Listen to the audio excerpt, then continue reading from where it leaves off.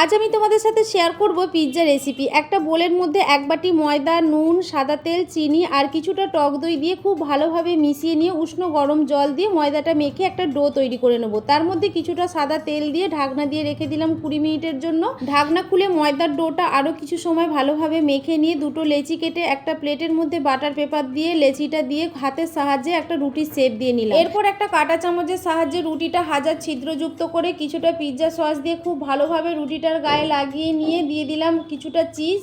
এরপর একে একে ভেজিটেবলসগুলো দিয়ে দেবো, ক্যাপসিকাম, টমেটো, পেঁয়াজ দিয়ে তার উপরে আরও কিছুটা পরিমাণে চিজ দিয়ে অরিগানো, চিলি ফ্লেক্স দিয়ে গ্যাসের মধ্যে তাওয়া বসিয়ে একটা স্ট্যান্ড দিয়েও পিৎজার প্লেটটা বসিয়ে ঢাকনা দিয়ে 20 থেকে 25 মিনিটের জন্য কুক করতে দেবো মিডিয়াম টু লো ফ্লেমে। এরপরে ঢাকনা খুলে দেখো পিৎজাটা রেডি হয়ে গেছে আর কতটা সুন্দর দেখতে লাগছে। তোমাদের রেসিপিটা কেমন লাগলো অবশ্যই কমেন্ট করে জানিও। আর যারা এখন আমার চ্যানেলটাকে সাবস্ক্রাইব করনি অবশ্যই সাবস্ক্রাইব করে নিও। টাটা।